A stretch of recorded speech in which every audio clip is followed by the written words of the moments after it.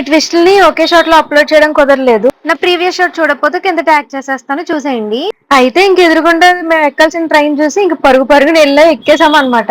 ఎప్పుడు లేట్ అవున ట్రైన్ అదేదో మాకోసం అన్నట్టు 23 minutes డిలే అయింది. ఇంకేంటి ట్రైన్ ఎక్కేసావు కదా అంతా సాఫీగా జరిగిపోయింది అనుకుంటున్నారా? ఇంకేమైందో చెప్పే కన్నా ముందు బీచ్ లో నుంచో కొండలు ఎక్కువ సన్సెట్ సన్ రైజ్ చూస్తాం.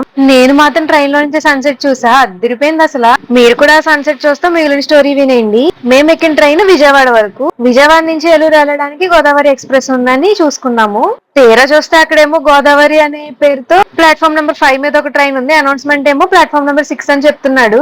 ఏంట్రా బాబు పొద్దున్న లేసి నా మొహం నేను ఏమైనా చూసుకున్నాను ఏంటి పొరపాటున అనిపించింది. ఆఖరికి తెలిసిన విషయం ఏంటంటే ఆ గోదావరి అనే పేరుతో 2 ట్రైన్స్ ఉంటాయంట, వైజాగ్ టు హైదరాబాద్, హైదరాబాద్ టు వైజాగ్. కొంచెం అటు ఇటు అయ్యుంటే సికింద్రాబాద్ వెళ్ళిపోయే వాళ్ళం.